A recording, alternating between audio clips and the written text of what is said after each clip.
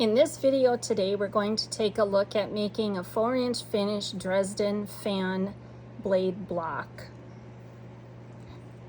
We've came up with a Tilda blade template for our projects, and you're going to use that to cut the desired number of fan blades that you need for your project. Placing 2 of those together, right sides together, you're going to sew 1/4 of an inch on one side. It's important that you sew the same seam allowance on all of these for your fan blades to turn out to the best of their ability. And I also recommend that you do a scant 1/4 of an inch seam allowance so that your fan blade will fit on your block when you go to place it down there. Once you have sewn your 1/4 of an inch seam allowance, you're going to press your seam open. You can plan your blocks, or you can just sew pairs together until you've got all the pair units put together, and then 2 pairs are going to make your block. You need a total of 4 blades per block. You can see on the back that I have pressed the seam allowances open. There's a new product on the market. It is the Acorn Easy Press fabric treatment that I like, that helps your seams to kind of stay put. You can put a little bit of that product on there, press, and it just makes that seam lay exactly like you want it to be, so it's nice and flat. Now we're going to open up the very top edge of your fan blades, because we're going to hem those. So about 1/4 of an inch, not super fussy. And we're also going to use the Acorn Precision fabric glue. This glue works great for this project. We're going to put a dot very close to the edge of the side and fold that under about 1/4 of an inch and press.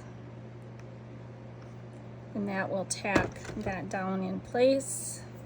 And we're going to repeat that process as we go around our block.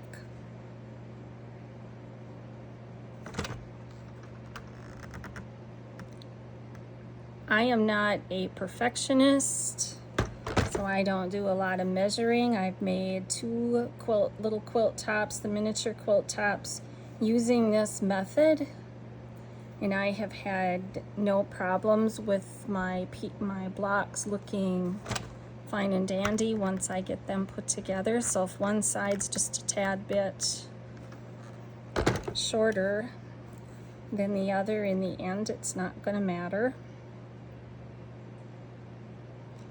The most important side for being close to the same would be your outer edges, because those may come together depending on how you place your block unit together. So this little glue has a fine tip applicator, and the heat adheres it. It will wash out of your project. We're basically glue basting that hem in place, because as we sew our project together, we will stitch that very edge either by a buttonhole stitch, a blind hem stitch, or just a straight edge that will actually secure this hemming procedure down into place.